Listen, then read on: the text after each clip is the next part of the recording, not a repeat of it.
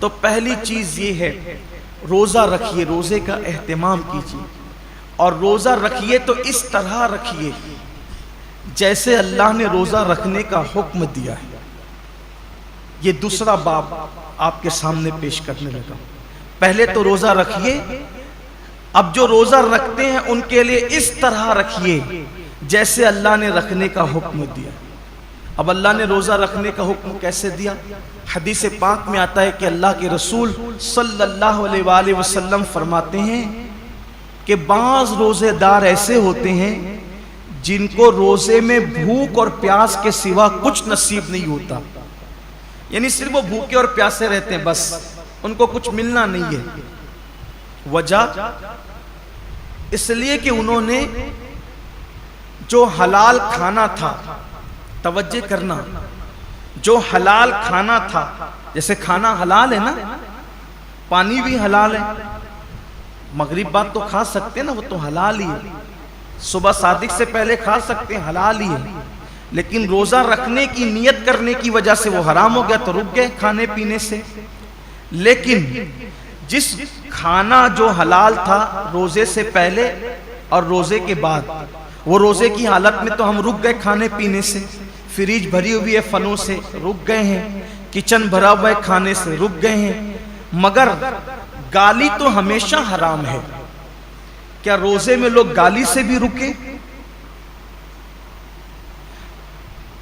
پاپ کی نظر کسی عورت پہ اٹھانا یہ تو ہمیشہ حرام ہے۔ کیا آنکھوں کو بھی لوگوں نے کنٹرول کیا؟ نماز ترک کرنا یہ ہمیشہ حرام ہے،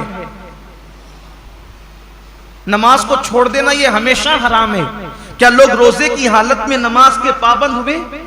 بے شمار روزے دار ہیں جو نیند سے اٹھتے ہیں، بستر پہ سحری کھاتے ہیں، وہیں سو جاتے ہیں۔ یہ کون سا روزہ ہے جس میں کوئی نماز ہی نہیں ہے؟ یہ کون سا روزہ؟ روزے کے متعلق میرے آقا صلی اللہ علیہ وآلہ وسلم کے فرمان کا مفہوم ہے، روزہ وہ ہے صحیح معنی میں، کون سا روزہ؟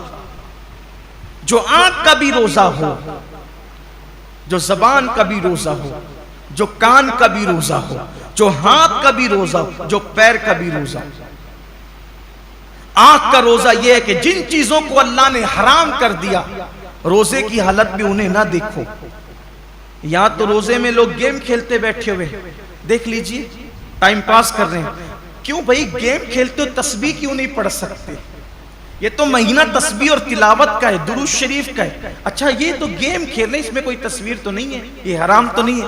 اسلام میں وقت ضائع کرنا ہی حرام ہے، تضییع اوقات حرام ہے اسلام کے اندر، گیم کھیلنا موبائل پر یہ حرام ہے۔ حالت روزہ میں یہ کون سا حرام کام لوگ لے کے بیٹھ گئے؟ بچے گیم کھیل رہے ہیں، جوان گیم کھیل رہے ہیں، عورتیں گیم کھیل رہی ہیں، لگے ہوئے سب موبائل پر۔ تو روزہ رکھا تو کیا معاذ اللہ ہم نے احسان کیا کہ آپ گیم کھیلنے بیٹھ گئے؟ یہ روزہ تو نہیں ہو سکتا۔ کچھ لوگ سیریل دیکھتے ہیں روزے کی حالت میں، بلکہ یہ روحانی تربیت کا مہینہ ہے کہ جب آنکھوں سے پاپ نہیں ہوگا، کانوں سے ناجائز حرام چیزیں نہیں سنیں گے، ہاتھ سے کسی پہ ظلم نہیں کریں گے، زبان سے کسی کو گالی نہیں دیں گے، جھوٹ نہیں بولیں گے، غیبت نہیں کریں گے، پیر سے حرام جگہ چل کر نہیں جائیں گے، تو ایک مہینے کے اندر یہ روحانی تربیت ہوگی۔ تو جب رمضان شریف تو چلا جائے گا لیکن یہ نیک عادتیں انسان میں باقی رہ جائے گی، اس طریقے سے انسان کی زندگی بدل جائے گی۔ یہ مہینہ بدلنے کے لیے آتا ہے، یہ مہینہ انسان کو تبدیل کرنے کے لیے آتا ہے، یہ مہینہ انسان کی زندگی میں انقلاب برپا کرنے کے لیے آتا ہے۔